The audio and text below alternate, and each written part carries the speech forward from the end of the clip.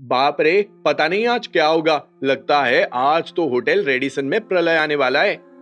जनार्दन कोहली का गुस्सा देखकर भीड़ में मौजूद लोग फुसफुसाने लगे थे।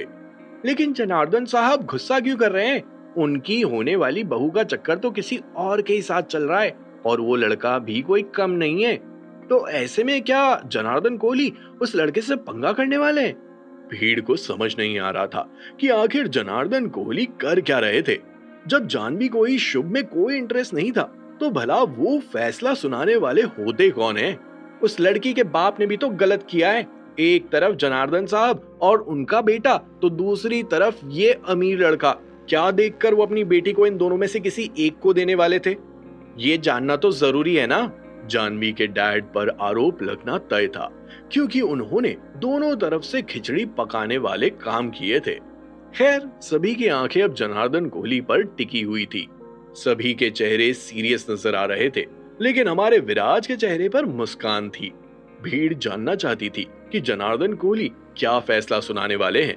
लेकिन इससे पहले कि जनार्दन कोहली कुछ बोलते, विराज ने तुरंत ही अपना मुंह खोलते हुए कहा, जनार्दन साहब, माफ कीजिएगा, मैं आपसे उम्र में बहुत छोटा हूं, लेकिन बीच में टोककर आपको बोलने से रोक रहा हूं।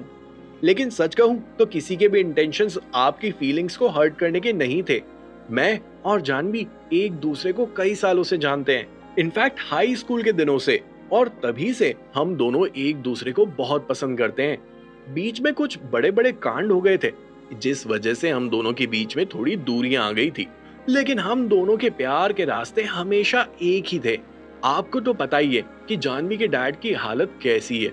जज का प्रमोशन रुक गया है, ऊपर से जल्दी से रिटायरमेंट करने का भी आदेश आ गया।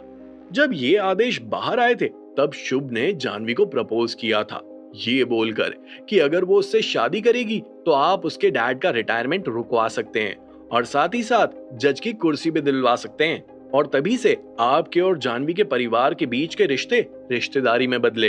तो प्यार की आड़ में धोखा देने की पहल तो आप ही के बेटे शुभ कोहली ने की है। दूसरी बात, अगर लड़की का मन कुछ और कहता है और वो आपके बेटे से शादी नहीं करना चाहती है, उसकी पसंद कोई और है, तो एक लड़की का बाप क्या करेगा? वो अपनी बेटी को समझाएगा। लेकिन अगर बेटी फिर भी ना माने, तो वो यही तो देखेगा कि जिस लड़के को उनकी बेटी ने पसंद किया है, वो उसके कितना काबिल है। जानवी के डैड ने मेरे साथ कुछ ऐसा ही किया, जो मुझे नहीं लगता कि गलत है। बेटियां घर की लक्ष्मी होती हैं और उन्हें पूरा हक होता है अपनी पसंद चुनने का। अब चूंकि जानवी मेरा प्यार है, तो मेरा तो यहाँ आना बनता ही है। अब आप बताइए कि यहाँ कौन गलत है, मैं, जानवी, जानवी के डैड, या फिर आपका बेटा? विराज ने अपनी बात रखकर जनार्दन कोहली का मुंह एकाएक बंद करवा दिया था। अपनी बात में सरल शब्दों का इस्तेमाल करते हुए विराज ने अपनी दलील बिना किसी वकील के जीत ली थी, और मुझे नहीं लगता कि अब जनार्दन कोहली के पास बोलने के लिए कुछ था।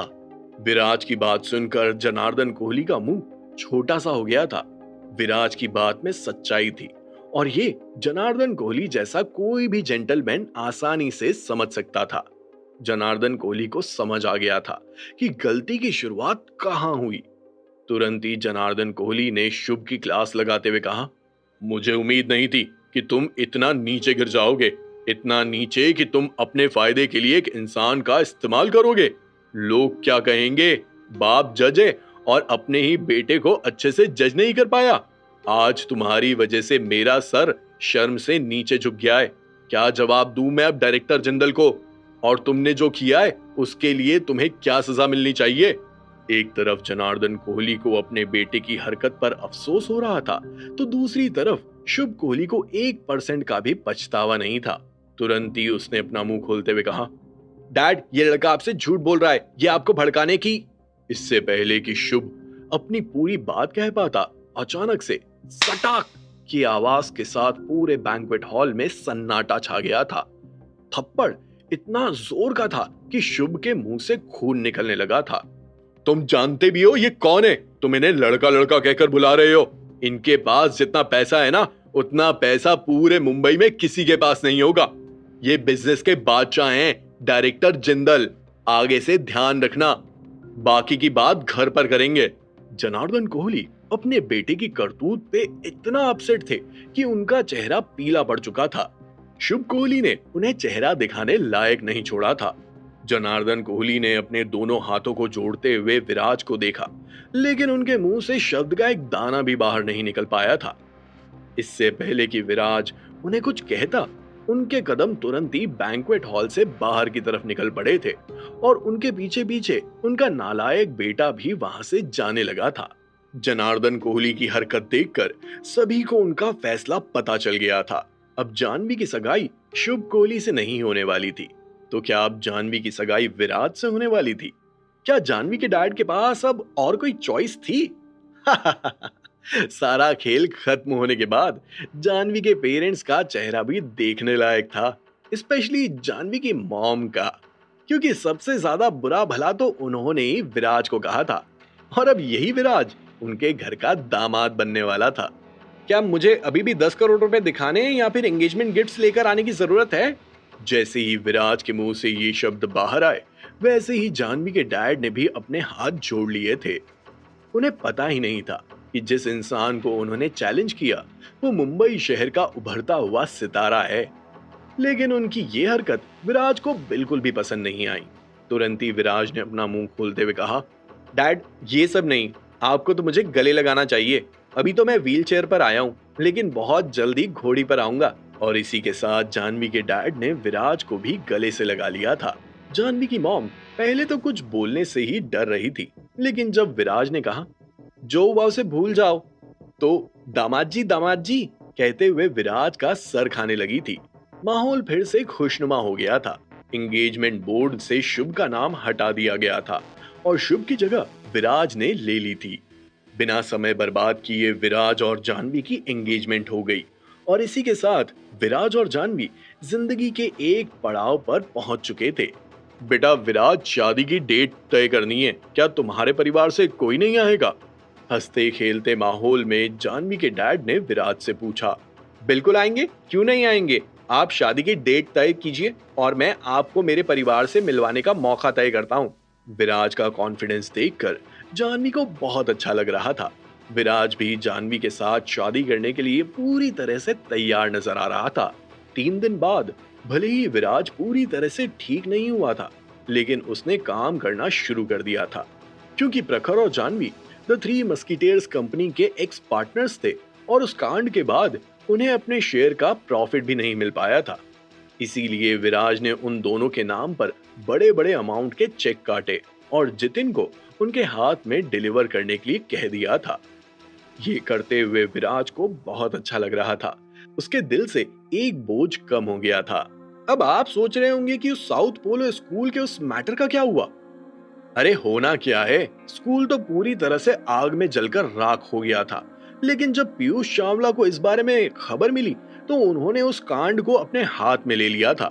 बाबू भाई पर जबरन स्कूल में घुसने और स्कूल की प्रॉपर्टी को डैमेज करने, बच्चों और स्टाफ पर हमला करने और पी नटराजन को जान से मारने की धमकी जैसे गंभीर आरोप लगे और बाबू भाई अभी साकीनाका मॉडर्न जेल में सलाखों के पीछे हैं। सिर्फ बाबू भाई ही नहीं, बल्कि अर्जुन यादव, जो अपने आप को बहुत चालाक समझता था, वो भी पुलिस के हत्थे चढ़ गया था और उसके साथ साथ उसके सारे आदमी भी। अब सभी जेल की चक्की में गेहूं पीस रहे थे। दूसरी तरफ एक हफ्ते बाद जब विराज साकीनाका टाउन गया, तब उसने पी नटराजन साहब से मुलाकात की और वहां विराज पहले साउथ पोलो स्कूल पर 50 करोड़ रुपए लगा रहा था। वहीं अब उसने पूरे 200 करोड़ रुपए लगाने का वादा किया और जल्दी से जल्दी स्कूल बनाने का काम शुरू करने के लिए कह दिया था। अलीबाग गांव का माहौल अब पूरी तरह से बदल गया था, क्योंकि विराज के 5 स्टार होटल वाला प्रोजेक्ट शुरू हो गया था और गांव के सभी मर्द और औरत उस प्रोजेक्ट का हिस्सा बन गए थे। विराज की तरफ से उन्हें काम करने का ज्यादा रुपया भी मिल रहा था, इसीलिए उस प्रोजेक्ट पर ज्यादा मेहनत और लगन से काम हो रहा था।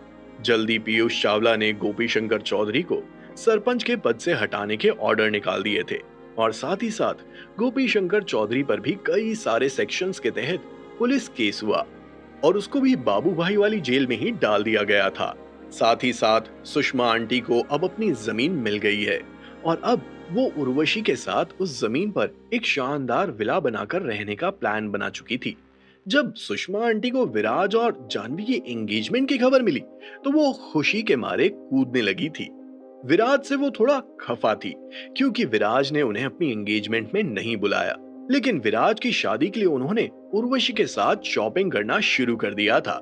जैसे जैसे विराज के होटल का काम आगे बढ़ा, वैसे वैसे विराज का नाम अब बाहर आने लगा था। देखते ही देखते हमें पता चला कि इन 3 सालों में विराज ने लो प्रोफाइल मेंटेन रखते हुए सारे हाई फाई काम किए थे। सिर्फ होटल द ब्रिसा ही नहीं, बल्कि विराज के मुंबई शहर के अलावा यूएस और यूके में भी कई सारे हॉस्पिटल्स थे जो गरीबों के लिए फ्री थे। इसी के साथ साथ विराज ने पैकेज्ड फूड इंडस्ट्री में भी कदम रख दिया था। विराज ने आसाम में चाय के बागान खरीदे और बड़े बड़े लोगों को टक्कर दे रहा था। इसी तरह विराज के कई सारे और भी बिजनेस थे जो मैगजीन द मुंबई मिरर की नजर में आ गए, और उस मैगजीन के फ्रंट पेज पर विराज की खूबसूरत तस्वीर के साथ एक पूरा article the youngest richest man of Mumbai सामने आया, जिसने मुंबई को हिलाकर रख दिया था। जहां एक लड़का कुरियर कंपनी में काम किया करता था, लोगों को लॉटरी से पैसा जीतने की बातें किया करता था। यकीन मानिए, उस लड़के ने मुंबई के सबसे बड़े अमीर ग्रुप जिंदल परिवार को भी मुंबई शहर में पछाड़ दिया था। जब ये खबर सामने आई तो विराज जिंदल सभी के सामने पूरी तरह से एक्सपोज हो गया था। विराज का प्लास्टर अब निकल चुका था और अब वो पूरी तरह से फिट था।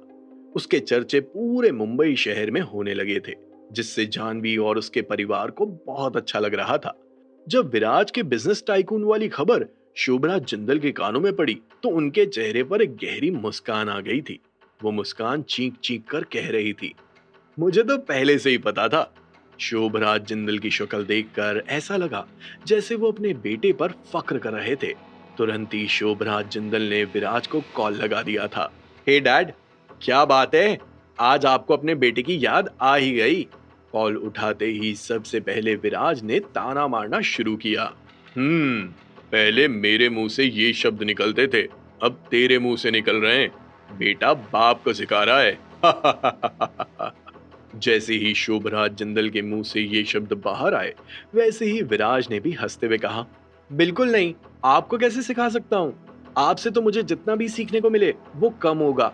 अच्छा, ये सब इमोशनल बातें छोड़, दादाजी तुझसे मिलना चाहते हैं, पूछ रहे हैं कि कब का अपॉइंटमेंट मिल सकता है।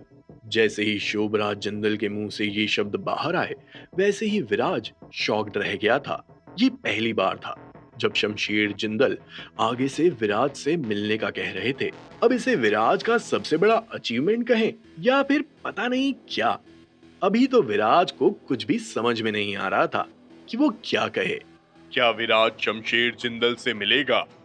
क्या होगा जब उन दोनों की मुलाकात होगी? आखिर शमशेर जिंदल विराज से क्यों मिलना चाहते थे? क्या बातें होने वाली थी? क्या विराज अपनी और जानवी की शादी की बात कर पाएगा? बाप और दादा का क्या रिएक्शन होगा? क्या इस कहानी का अंत आ गया था या फिर अभी एक और मिस्ट्री बाकी थी? जानने के लिए सुनिए cash on my mind, only on pocket FM.